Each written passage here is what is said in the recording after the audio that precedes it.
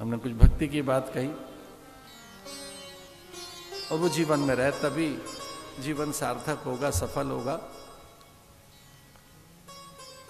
आज की कथा में संतों की चर्चा चल रही है, सत्संग की। महापुरुष जब जीवन में आते हैं तो प्रेरणाएं आती हैं।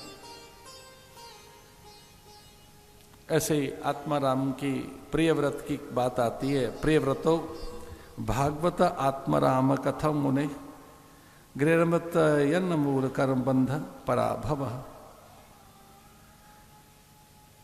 प्रियव्रत की कथा आती है, जिनका प्रियता का व्रत। भगवान की सब चीजें कुछ अप्रिय नहीं है, सब अच्छा है, ऐसा कहना सीखो। ये प्रियता का व्रत भक्त के जीवन में रहता है। ये अद्भुत गुण है।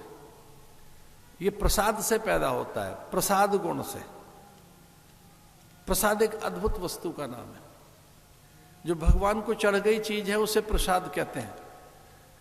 जो इसमें न्यूनता नहीं रहती, जिसमें अभाव नहीं रहता। प्रसाद में कोई न्यूनता नहीं रहती, अभाव नहीं रहता है। प्रसाद सर्व दुखानाम हानि रस्योपजायते। प्रसाद का अर्थ है प्रसन्नता। जो वस्तु हमें प्रसन्न रखे, हमारे जितनी न्यूनताएं उनका हरण करे, हमारे पाप का हरण करे। ऐसे प्रियव्रत नाम के राजा ने विवाह न करने का विचार बताया, पर उनके पिता ने समझाया कि संतति का प्रसार होना चाहिए, सृष्टि का विस्तार होना चाहिए। आप जैसे सद्गुणी हैं तो वैसे ही संतानें होंगी।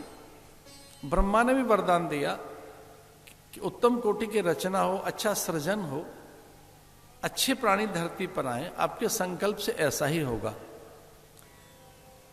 उत्तम कोटि की रचना कीजिए, एक अच्छा सभ्य परिवार बने, समाज बने। और ये हमारा दायित्व भी है हम सबका कि हम अपने आस पड़ोस को एक हमारा परिवार, समाज, देश सभ्य बने। आज हमारे देश की चर्चाएं हैं पूरे संसार में। अलग अलग अलग रूप में हमारी चर्चाएं हैं। योग के रूप में हमारी चर्चा है। आज पूरा संसार योग कर तो रहा है। आयुर्वेद के रूप में हमारी चर्चा है। आध्यात्मिक विचारों के रूप में हमारी चर्चा है। आज तो सैन्य बल के रूप में हमारी चर्चा है। आज हमारी चर्चा इस रूप में भी है कि भारत में आर्थिक प्रगति है, आर्थिक उत्थान है। हमारी चर्चा सदा रही है भारत की। इसीलिए तो लुटेरे आते रहे, यहाँ सीखने आते रहे, आक्रमणकारी आते रहे। भारत में कुछ तो आकर्षण रहा होगा। अगर खाली ये रेत का मैदान होता, खाली यहाँ बालू और रेत होती और कुछ न होता, तो कोई यहाँ क्यों आता। संसार भर के आकर्षण का केंद्र सदा ही भारत रहा है। और मुझे तो ऐसा लगता है कि आने वाली शताब्दी भारत की है और भारत ही नेतृत्व करेगा पूरे देश का। योग के द्वारा, आयुर्वेद के द्वारा, अच्छे विचारों के द्वारा, सभ्यता के द्वारा